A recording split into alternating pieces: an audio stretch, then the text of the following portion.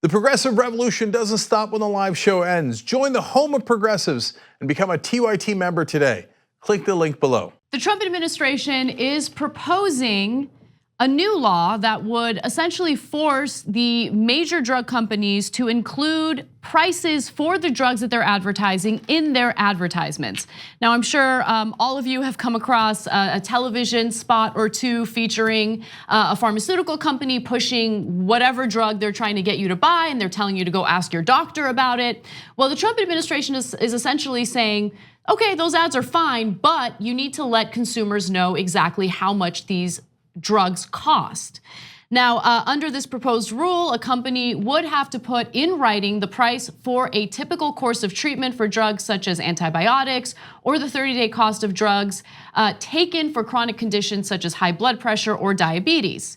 Now, I want to give the Trump administration credit for that, because I think anytime there's more transparency, it's a good thing, especially when it comes to a powerful lobbying group like the pharmaceutical industry. And I also love that the pharmaceutical industry has had a negative reaction to this, which means it's a good thing. But I also want to be clear in stating that it is a half measure. This is not going to do anything to lower the price of pharmaceutical drugs. They're not negotiating with these pharmaceutical companies to lower the prices, and that's really the root of the problem here. And who knows, maybe the Trump administration will eventually get to that, but we'll see. Now, Health and Human Services Secretary Alex Azar announced the new proposal just hours after the lobby group that represents big drug companies said its members would start indirectly mentioning prices in their television ads. So essentially what the pharmaceutical companies want to do, and again, this is immediately after they met with Azar, is not post or mention the price of the drugs in the advertisements, but rather direct consumers to a website which would then list the prices. But Azar is saying, no, I know you're trying to be cute here, but that's not good enough. In fact, here's his exact quote. He says, "We appreciate their effort, but placing information on a website is not the same as putting it right in an ad." He also said, "We will not wait for an industry with so many conflicting and perverse incentives to reform itself." It appears that that's an admission that corporations are unwilling to, regulate themselves. So let's just make sure we have that in our back pockets in the future when Republicans tell us, no, we don't need to regulate because corporations regulate themselves. Okay, so first of all, there are three different layers to what could be done. One is what the drug companies want to do. Well, first of all, the drug companies want to do nothing. But since they're under pressure, they're saying, okay, well, we'll just run the ad and say you can go to the website to find out the price. Nobody's going to go to the website. They know that. That's why that's the thing that they push for. Then there's what the activists push for, which is to actually get you lower drug prices. And so there are a lot of different ways to do that. But one way that Donald Trump promised, and to be fair, Barack Obama also promised, was to negotiate drug prices on behalf of the American people for Medicare and Medicaid. Both of them lied about it. Now, you can say, oh, well, no, Obama meant well, and he cut a deal, and then we got Obamacare, and da-da-da-da. Okay, fine. But he ran an ad, he ran a commercial saying he was going to make sure that we negotiated on behalf of the American people, and he refused to do it. Trump, same exact thing. Oh my God, why can't we negotiate with the drug companies? Because they own you, you dumbass. They own you, okay? And so Trump came in and was like, yeah, never mind, I'm not doing that. It turns out they own us. I'm not going to negotiate drug prices either. That is the actual solution. And that is one of many things you could do to actually fix the problem. Instead, they're going to go with a Republican approach. Well, for now at least. So this is the same thing they did with money in politics, which is the Disclose Act in the case of campaign finance reform. Well, no, we're going to continue the bribes, but we're just going to let you know who's doing the bribing. And then you know what happened next? They changed their mind.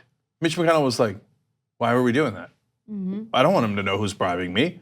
And Mitch McConnell killed it. And then he flipped the entire Republican Party, even in Citizens United, Justice Anthony Kennedy wrote, well, obviously they'll tell you who's giving him the money. And then Mitch McConnell turned around and was like, just kidding. We're not going to tell you who's giving us the money. We're going to take the dark money. So for the moment being, the Republicans say that they will force the drug companies to tell us in their ads what the prices are. We'll see. But if they follow through on it, it is nowhere near good enough. But credit where credit is due. It's at least something as opposed to nothing, which is what we're used to with the Trump administration. And TYT Investigates has done a number of stories on Alex Azar's corruption, which you should check out at tyt.com. And we are home of progressives, but we're also fair. So this is definitely unexpected, and it is at least a small step, but a positive step forward. Exactly. One other thing I wanted to just quickly mention is the most effective way to negotiate drug prices. And the most effective way to do that is to have a universal healthcare system. And I'm not kidding about that. I'm not just saying it, there's actual evidence to prove it. So why is it that in the United States, we pay more for pharmaceutical drugs compared to countries like Canada, for instance? Well, one of the main reasons why is because we don't have the government negotiating the prices on our behalf, because the government is the entity that insures all of its citizens. You see what I'm saying? So the way that it works is, and you'll see this in your health insurance bills, you'll look at it and you'll see, okay, here's the price that the doctor charged, or here's the price of the drug, for instance. But then my private insurer negotiated with the doctor to get the price down. They came to an agreement and the price is lower. Insurance covers some portion of it, and then the consumer or the patient pays the rest. When you have a universal healthcare system, the pharmaceutical companies don't have a choice, right? They have to negotiate because you have a huge group of people that the government is representing, and essentially the government is saying, all right, well, do you want these patients or not? Do you want, their business or not? Or do you want the money that's, tied to these patients or not? And so doctors, healthcare providers, all that, they have to negotiate, and that's what keeps the prices lower. Now, without that, you know what the prices are? So for the top 10 drugs that are advertised on television, they range their monthly prices, which is what they would have to state in their ads, if the Trump proposal actually goes into effect, ranges from $535 to $11,000 per month. And about half of Americans, 47% of Americans, have health insurance plans that have high deductibles.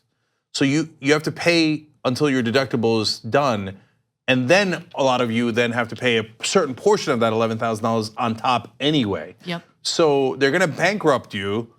Then the insurance starts paying some of it. Yeah. Okay, so this system is literally sick, and so now they're saying, well, at least we're gonna show you how badly you're screwed. Maybe if this gets put into effect. The TYT Plus app is now available on iOS and Android. Download to get more TYT content at tyt.com/app.